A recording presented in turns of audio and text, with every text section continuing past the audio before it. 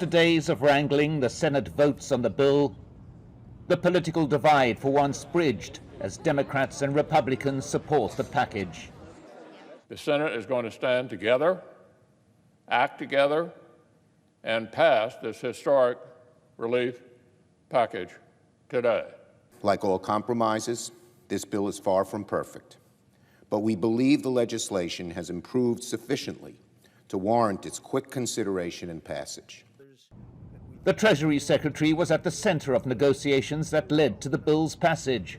How do we make sure that American workers who needed to keep getting paid, this is no fault of their own, that businesses have been shut down. The president and vice president wanted to make sure those hardworking Americans got money, and this was the most efficient way of doing it. President Trump says he'll sign the bill as soon as possible, expressing the hope that it will speed up a return to normality and an easing of the shutdown, angrily claiming that some opponents are using the crisis to harm his election chances later this year.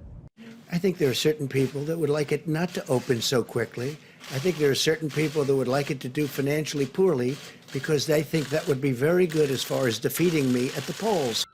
The Democratic mayor of the city at the epicenter of the pandemic says New York needs a far greater slice of funds from the stimulus package, blaming the Republican Senate leader for the shortfall.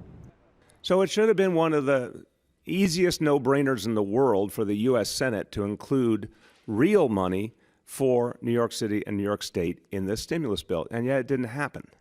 New York City only gets $1.3 billion from this package. That is a drop in the bucket. And both mayor and governor are seeking the support of fellow Democrats in Congress. Greater funds for New York State and City is likely to be just one of the amendments that will be demanded when the bill goes to the House of Representatives for a vote. And while the Senate's job is now done, another standoff is looming that could further delay the stimulus bill going to the White House for signature.